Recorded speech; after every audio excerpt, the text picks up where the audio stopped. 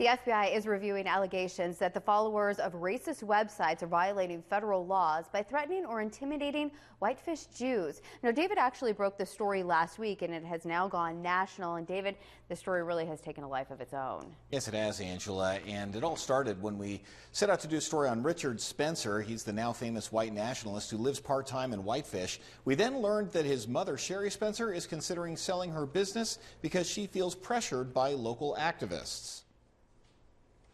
Several publications picked up on the story, including the Washington Post and several white supremacist sites like the Daily Stormer. It published an article Friday calling for a campaign of harassment against Jewish people in Whitefish and the human rights organization Love Lives Here. The article calls out those featured in our story as going after Spencer's mother. Then the Daily Stormer posts their personal information, addresses, emails, phone numbers. It also uses racial epithets and other offensive language, calling Jews a vicious, evil race of hate-filled psychopaths, calling one woman a slut, and even giving out the Twitter handle of her teenage son.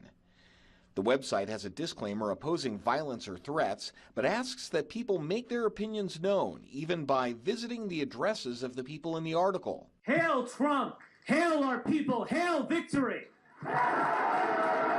Richard Spencer rocketed to media infamy following his impassioned speech at his alt-right conference in November, prompting Nazi salutes from members of the audience.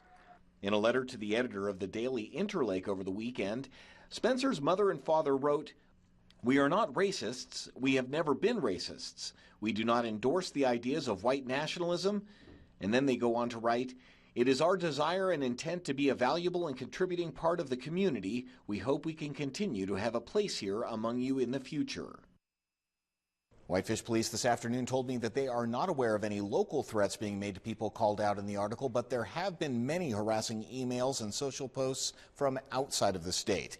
The department refers those to the FBI. Now, I spoke with the FBI this afternoon. A representative at the Salt Lake City field office says that the FBI is aware of the issue and it is reviewing to determine if there's a violation of federal law. Ange?